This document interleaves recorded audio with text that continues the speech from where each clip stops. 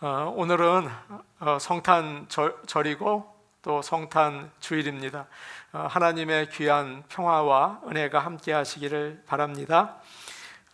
또한 오늘은 송년 주일입니다. 마지막 주일이죠. 그래서 한 해 동안 인도해 주시고 도와주신 우리 하나님께 영광과 찬송을 올려드립니다.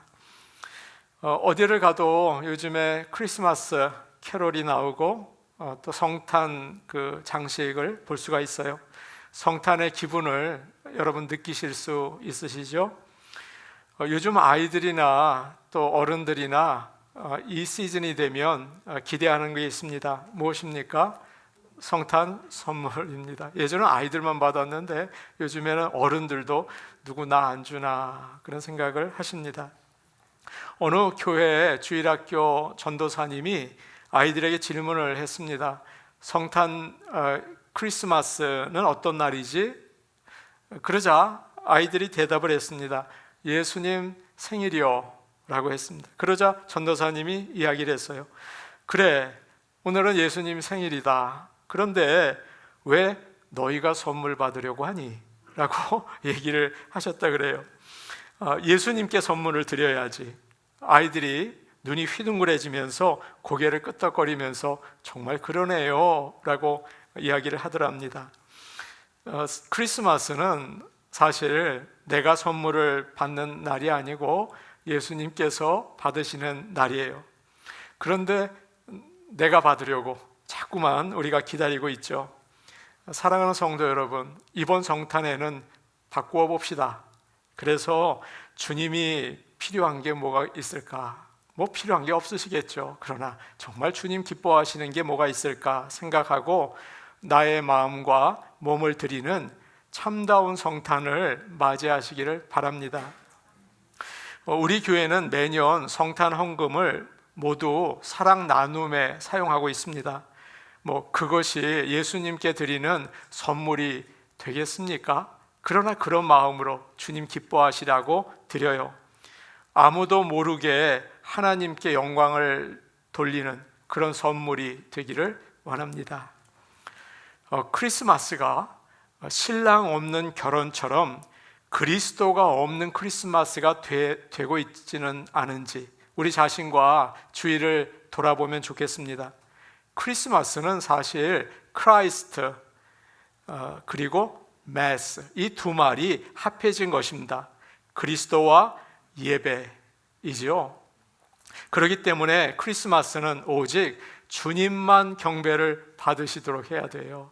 오늘 예배를 통해서 예수 그리스도가 경배를 받으시고 그리고 나의 삶 가운데에서도 크리스마스 그리스도가 예배를 받으시는 삶을 사시기를 원합니다. 아멘. 어느 집사님 집에 신방을 갔습니다. 리빙룸에 갔더니 가족 사진들이 쭉 있었어요. 권사님이 계시고 온 가족이 웃으면서 찍었습니다. 참 아름다운 사진이었어요. 그런데 9년 전 사진이라고 하더라고요. 지금은 그 권사님께서 세상 떠나시고 안 계시고 그리고 거기에 있던 조그만 아이들은 다 커서 대학생이 되었더라고요. 이렇게 한 사람이 태어나서 크고 늙어서 죽는 개인의 종말이 있습니다. 그리고 나라와 단체가 만들어져서 아주 흥왕하다가 사라지는 사회적인 종말도 있어요. 그런데 성경에서는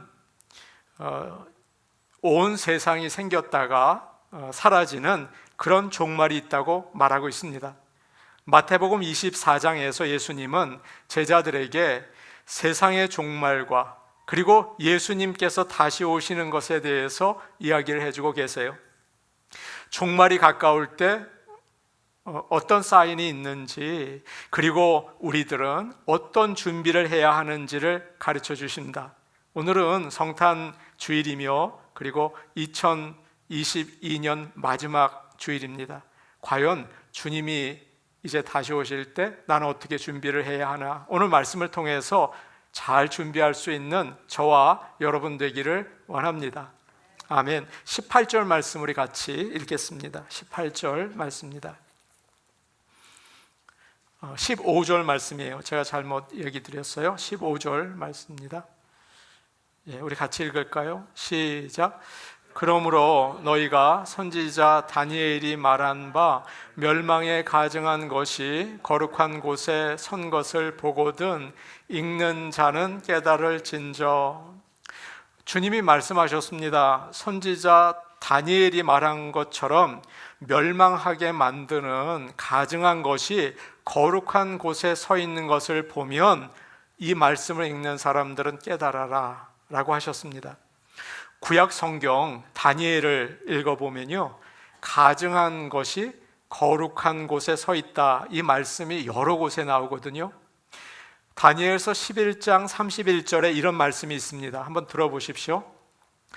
군대는 그의 편에 서서 성소 곧 견고한 곳을 더럽히며 매일 드리는 제사를 폐하며 멸망하게 하는 가증한 것을 세울 것이며.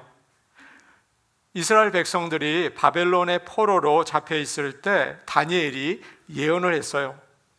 앞으로 한 왕의 군대가 우리나라에 쳐들어와서 성전을 더럽힐 것이다.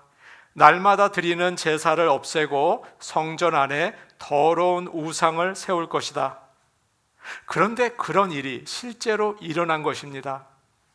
주전 167년에 시리아 왕이었던 안티오쿠스 에피파네스가 예루살렘에 쳐들어온 거예요.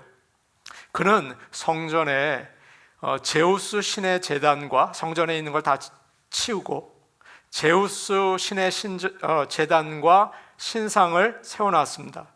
그리고 성경에서 부정한 짐승이라고 이야기를 하는 돼지를 죽여서 그 피를 성전 지성소에 뿌렸습니다. 하나님을 모독하는 일이었죠. 이스라엘 사람들은 치를 떨었습니다. 두고 보자. 그래서 그때 사람들이 그 일을 보면서 이게 바로 다니엘이 예언한 그것이구나, 가증한 것이 거룩한 곳 앞에 선다는 말이 이것이구나 라고 생각을 했죠. 그래서 마카비 혁명이 일어나게 되었습니다. 그런데 오늘 말씀에서 예수님께서 그런 말씀하시는 겁니다. 앞으로 다니엘이 예언한 일이 이루어질 것이다. 멸망하게 하는 가증한 것이 성전에 세워질 것이다 라고 예언을 하셨습니다. 누가복음에서는 똑같은 본문을 구체적으로 이렇게 말씀하세요. 너희가 예루살렘에 군대들이 에워싸는 것을 보거든 멸망이 가까운 줄을 알아라 라고 이야기를 했습니다. 예수님께서 이 예언을 하시고 40년이 지난 뒤에 추후 70년 로마의 디도 장군이 와서 예루살렘을 6개월 동안 에워쌌습니다. 여러분 상당히 긴 시간이죠. 그때 그 안에 있던 사람들은 먹을 게 없는 거예요. 그래서 사람들이 땅에 흙을 집어 먹을 정도였다고 합니다. 드디어 로마 군인들이 성벽을 부수고 들어왔죠. 유대인들이 목숨을 걸고 반항을 했어요. 감당할 수 없었죠. 110만 명이 죽었습니다. 정말 엄청난 숫자죠.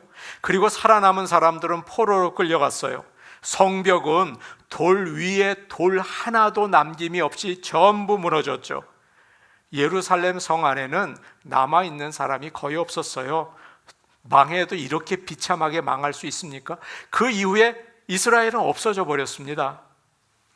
그리고 로마 군대는 성전이 있던 바로 그 자리에 로마 황제의 깃발을 세웠어요.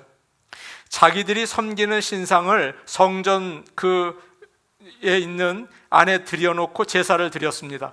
정말 끔찍한 신성 모독이죠. 지금 예수님께서는 예루살렘의 멸망을 예언하고 계세요. 이제 곧 예루살렘이 멸망한다. 그러나 그것이 마지막은 아니다. 종말을 위한 사인이다 라고 하세요. 세상에 마지막이 있어요. 그리고 그때보다 더 무서운 환란이 있을 거라고 말씀하십니다. 어떤 사람은 예수님께서 예루살렘 성이 무너질 거라고 하셨을 때 비웃었습니다. 그런데 실제로 그 일이 일어났을 때 당황했죠. 사랑하는 여러분, 이것이 주님의 말씀이에요. 마지막 때에도 그럴 것입니다. 많은 사람들이 성경이 세상의 종말에 대해서 말씀하는 것을 무시합니다. 제가 오늘 성탄절인데 세상의 마지막에 대해서 설교를 하고 있습니다. 여러분 어떤 생각이 드세요? 그런 일이 있을까? 그런 생각 들지 않으십니까? 심각하게 생각하지 않아요. 사도 베드로는 마지막 때 사람들이 믿는 자들을 조롱하면서 이렇게 말한다고 이야기를 합니다. 다시 온다고 약속한 예수가 도대체 어디 있니?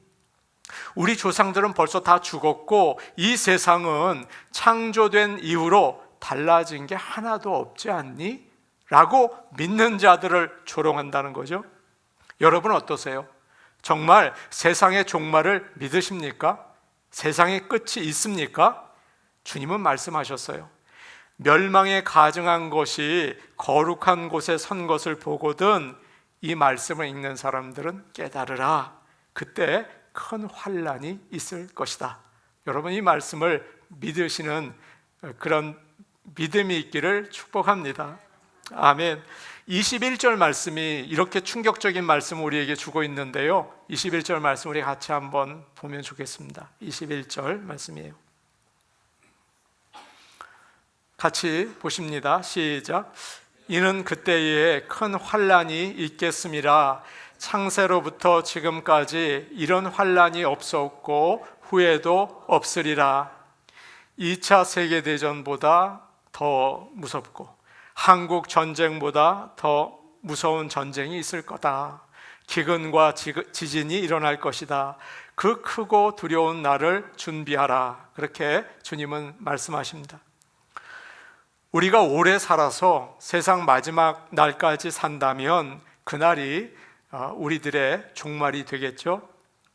예수님을 믿고 구원을 받아서 하나님의 자녀가 된 사람들에게는 그날은 세상의 수고를 다 내려놓고 아무 고통도 없이 하나님과 함께 지내는 복된 날이 되는 줄로 믿습니다.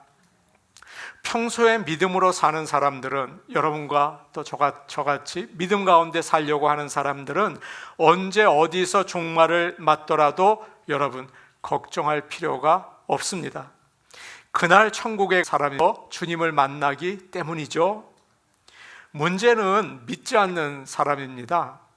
마지막 날이 되면 더 이상 예수를 믿고 구원받을 기회를 잃게 되는 거예요. 모두 심판을 받게 됩니다. 그래서 종말에 믿지 않는 사람들은 가장 비극적이고 절망적인 날을 맞이하게 될 것입니다. 교회는 다니지만, 교회는 나와요. 그런데 회개하지 않고 자기 마음대로 사는 사람들이 있어요. 그러면서 나는 구원받았다라고 착각을 하죠. 여러분 그렇지 않습니다. 교회 다닌다고 구원받는 게 아니에요. 특별히 미국에서 한인들이 별로 없어서 한인들 만나고 싶어서 오는 분들 중에는 그런 분들이 더 많을 수도 있겠죠. 그래서 예수를 믿어야 합니다. 구원을 받아서 하나님의 자녀가 되시기를 축복합니다. 교회 나온다고 되는 게 아니거든요. 하나님의 자녀 안에는 성령이 있습니다. 그래서 요한복음 3장을 보면 예수님께서 사람이 거듭나지 아니하면, 물과 성령으로 거듭나지 아니하면 하나님 나라를 볼 수 없느니라 라고 말씀하셨거든요.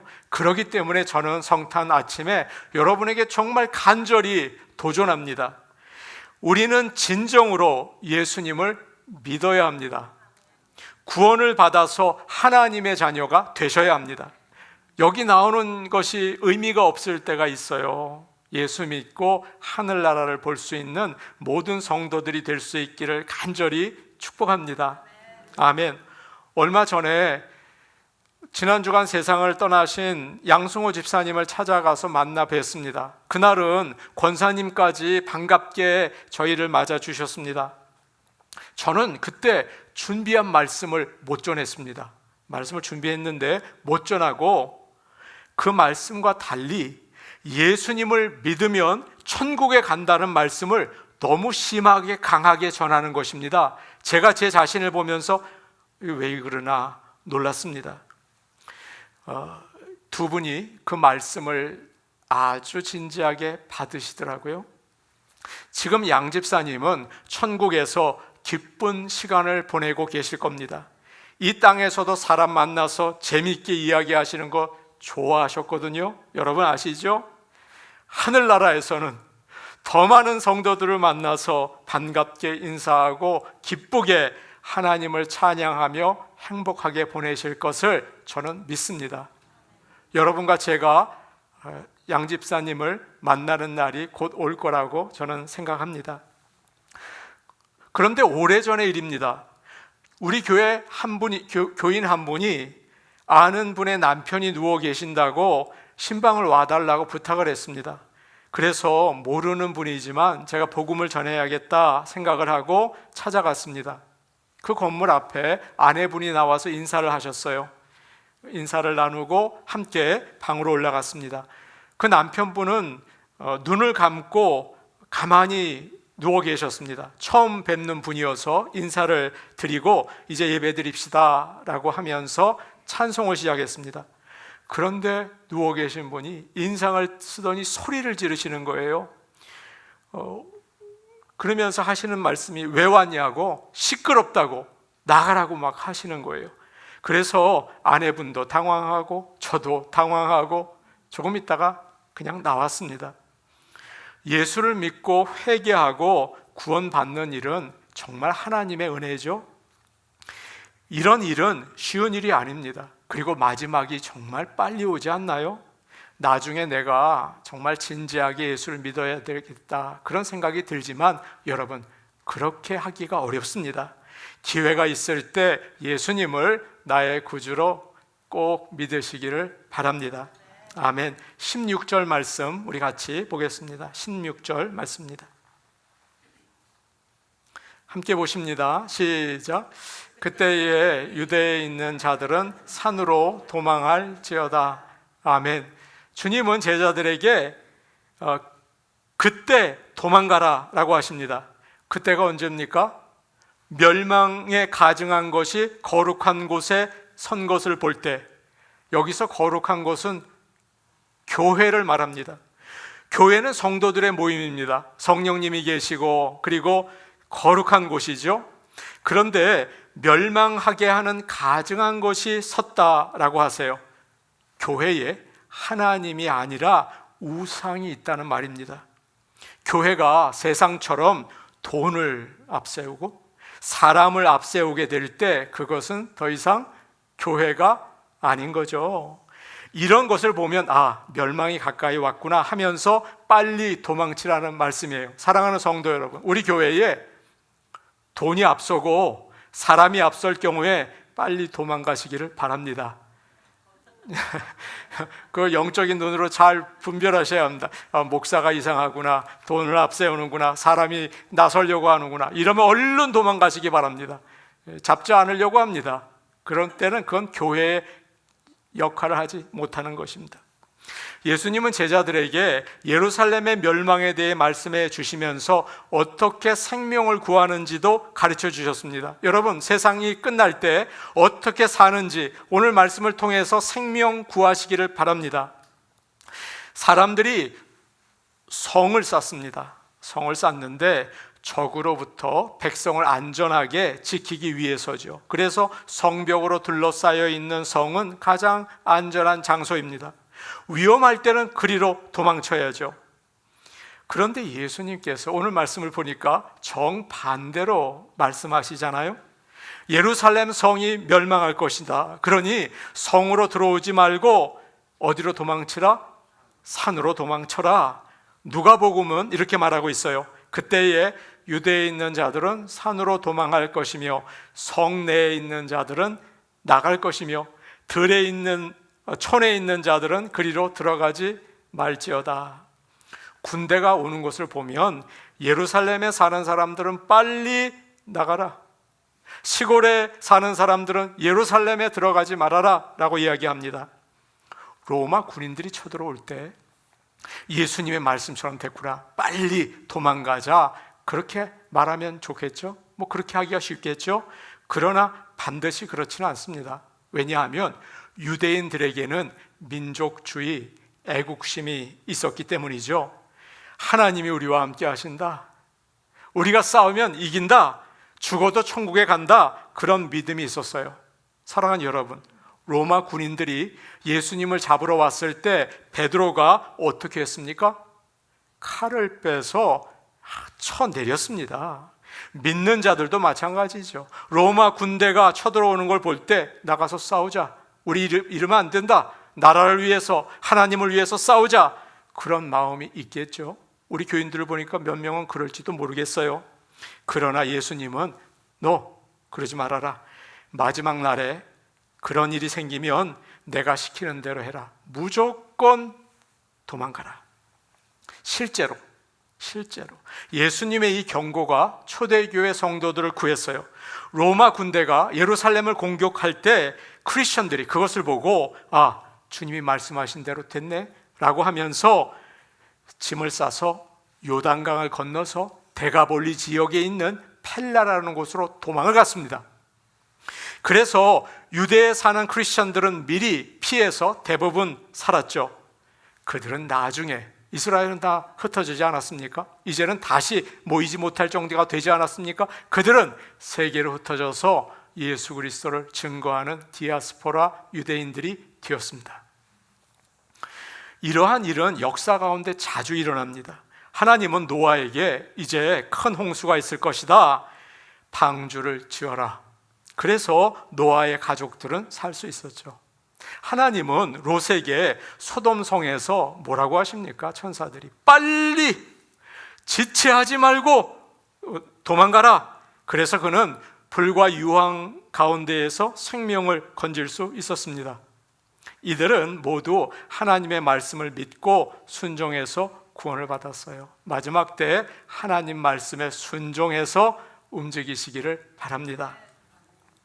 주님은 어디로 피하라고 하셨습니까? 산으로 도망가라고 하셨죠. 아마 근처에 있는 산이겠죠. 신천지 이만희 씨는 청계산으로 오라고 했대요. 예전에 사람들은 산을 이렇게 생각을 했습니다. 그러나 산에는 영적인 의미가 있죠. 아브라함은 이삭을 데리고 모리아 산으로 갔습니다. 그곳에서 여호와 일에 준비하시는 하나님을 체험하게 되죠. 모세는 시내산에 올라갔습니다. 가서 하나님의 말씀을 받지 않았습니까? 엘리야는 어때요? 갈멜산에 가서 기도했을 때 하나님의 불이 내리는 것을 그는 경험을 했습니다. 예수님도 마찬가지셨어요. 낮에는 사람들을 만나서 천국 복음을 전하시고 밤에는 따로 한적한 산으로 올라가셔서 기도하셨습니다. 산은 살아계신 하나님을 만나는 곳입니다. 아멘. 이렇게 볼 때 산으로 도망가라, 이 말 속에, 이 말씀 속에 영적인 의미를 깨닫게 되는 성탄의 아침이 되기를 원합니다. 은밀하게 하나님을 만나세요. 은밀하게 하나님 만나세요. 세상의 욕심을 내려놓으세요. 하나님의 뜻을 구하시기를 바랍니다. 마지막 때가 가까워질수록 사람들이 많은 곳, 관심을 받는 곳, 즐거운 곳이 아니라 믿음을 가지고 하나님의 말씀을 묵상하며 산으로 나가시기를 바랍니다. 그럴 때 멸망을 피해서 구원을 얻게 됩니다. 요한계시록 14장 1절 말씀인데 우리 같이 한번 찾아서 보겠습니다. 요한계시록 14장 1절입니다. 요한계시록 14장 1절인데요.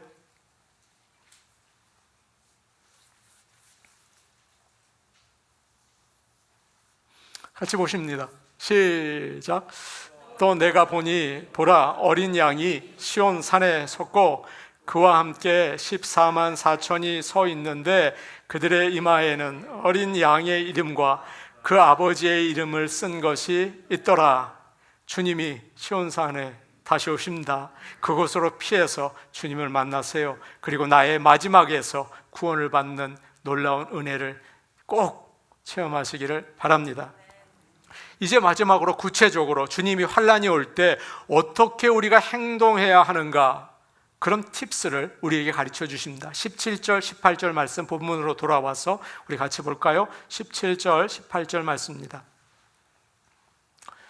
같이 봅니다. 시작.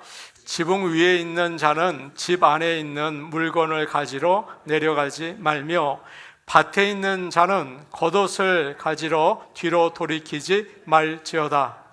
당시에 팔레스타인 집들은 집 밖에 계단이 있어서 지붕으로 올라갈 수 있었습니다. 가족들이 더운 낮에 일을 열심히 하고 돌아와서 저녁이 되면 지붕에 다 올라가서 아주 신선한 바람을 쐬면서 쉬는 시간을 가졌죠. 그런데 지붕에 있을 때 멸망의 소식을 들으면 내려가서 중요한 거 챙겨야지, 여자분들이 그러기 쉽겠죠. 그러지 말라.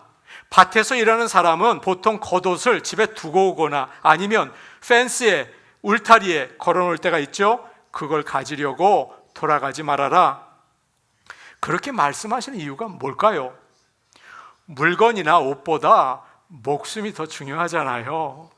그래서 지금 해가 어두워지고 하늘에서 별이 떨어지는데 저녁에 먹을 거 챙겨야지, 또 명품 가방과 롤렉스 시계 가지고 와야지, 그런 생각하지 말아라. 어리석은 일이다 라고 하십니다. 목숨이 왔다 갔다 하는 시간에 그런 거 신경 쓰지 말고 빨리 도망치라고 하세요. 어떤 사람은 이런 생각을 하십니다.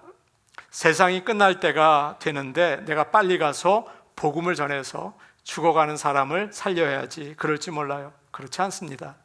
전도는 그 전에 하라. 전도할 때가 지났다. 멸망이 올 때는 믿는 자들이 해야 할 일은 오직 한 가지다. 도망치라. 하나님께로 나아가라 라고 이야기를 하십니다. 마귀는 교회와 성도들을 무섭게 공격해서 무너뜨리려고 합니다.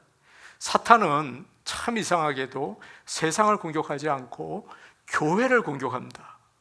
참 고약합니다. 그래서 사탄은 교회를 넘어뜨리려고 해요. 요한계시록 12장을 보시면 한 여자가 아기를 낳으려고 신음을 하고 있습니다. 그런데 그 앞에 크고 붉은 용이 이렇게 기다리고 있어요. 여자가 아기를 낳으면 잡아먹으려고 준비하는 겁니다. 요한계시록 12장을 보십시오. 그렇게 하고 있습니다. 이 여자는 교회를 가리킵니다. 교회는 여자처럼 연약합니다. 남편 되신 하나님이 함께 하실 때만 교회가 강합니다. 우리 교회도 연약합니다. 여러분 교회 보십시오. 연약하잖아요. 그러나 남편 되신 하나님이 계실 때 교회는 강하게 되는 것입니다. 여자가 아기를 낳습니다. 그 아기는 바로 예수 그리스도예요. 실제로 아기가 태어날 때 마귀가 이렇게 보고 있다가 헤롯 왕을 통해서 아기를 죽이려고 합니다. 그런데 하나님께서 이 아기를 애굽으로 빨리 도망가라. 그래서 짐 싸서 애굽으로 도망치지 않습니까?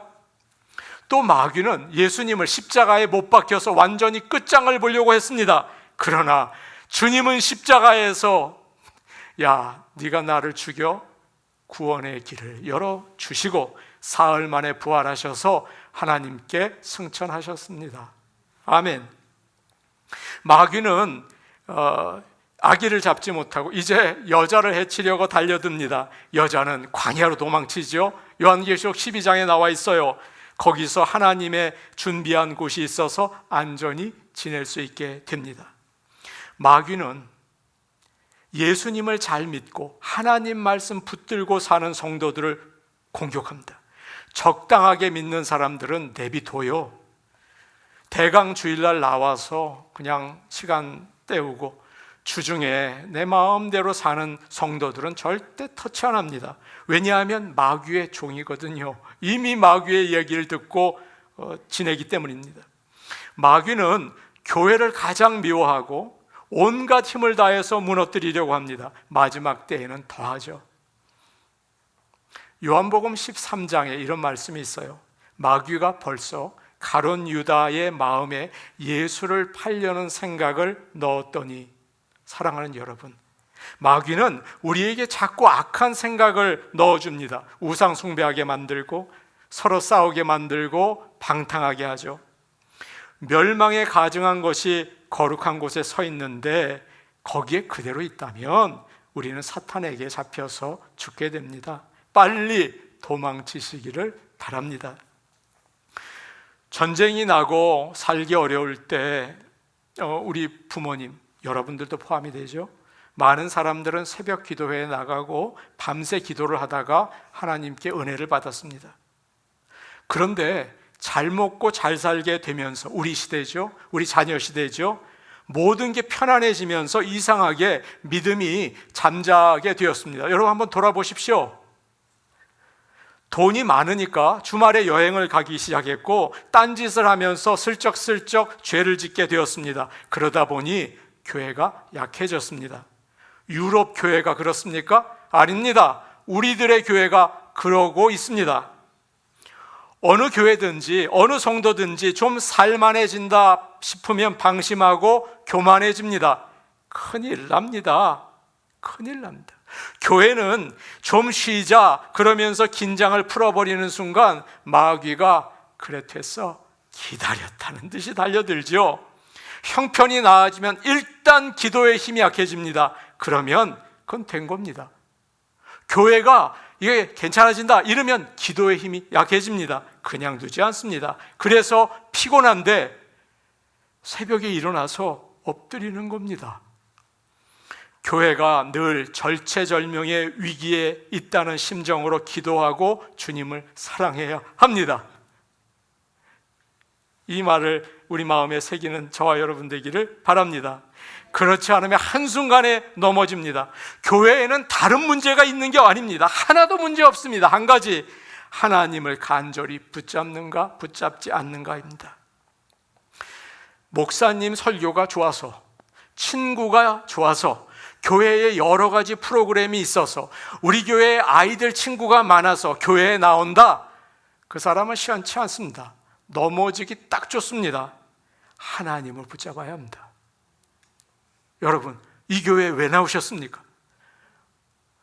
우리 목사님 좋아서? 이거 위험하기 짝이 없습니다. 내 친구 있어서? 이건 아닙니다. 하나님 붙잡으십시오. 그것이 중요합니다. 시카고 무디 교회를 사역하셨던 아이언사이드 목사님이 인디언들에게 전도를 했습니다. 집회를 인도하기 위해서 5시에 집에서 출발을 했는데 갑자기 하늘이 시커매지더니 비가 쏟아지려고 했습니다. 정말 이거 비 쏟아지면 어떡하나 염려가 되었습니다. 마차를 몰던 인디안 마부가 목사님 꽉 잡으세요. 전속력으로 달리겠습니다. 조금 달리면 바위굴이 나옵니다.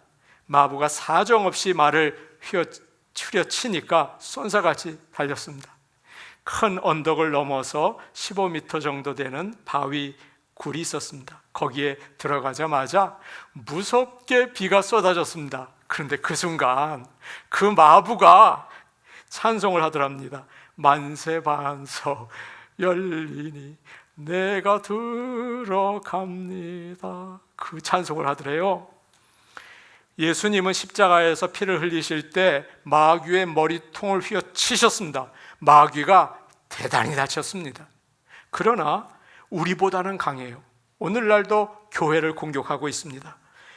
어린 양의 피가 마귀를 이기는 가장 큰 무기인 것을 여러분 기억하시기를 바랍니다.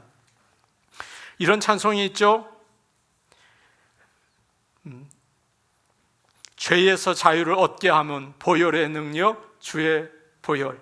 시험을 이기는 승리되니 참 놀라운 능력이로다. 육체의 정욕을 이길 힘은 보혈의 능력, 주의 보혈. 정결한 마음을 얻게 하니 참 놀라운 능력이로다. 주의 보혈 능력이 있도다. 주의 피 믿어. 주의 보혈 그 어린 양의 매우 귀중한 피로다. 예수 믿으십시오. 성탄절입니다. 우리를 죄에서 구원하고 영원한 생명을 주실 아기 예수님이 보내주셨습니다. 어떤 날보다 소중하고 귀한 이 날 예수 믿으십시오. 교회 나오는 걸로 결코 만족하지 마십시오. 구원 받으셔서 우리의 종말이 복된 날 되기를 축복합니다. 아멘. 우리 같이 기도하시겠습니다. 오늘 오신 아버지 하나님, 감사와 찬송을 올려드립니다. 아기 예수를 우리에게 허락하셔서 구원의 기쁨과 복을 주시니 감사합니다. 예수 그리스도를 나의 구주로 믿고 살게 하여 주시옵소서. 예수님 이름으로 기도하옵나이다. 아멘.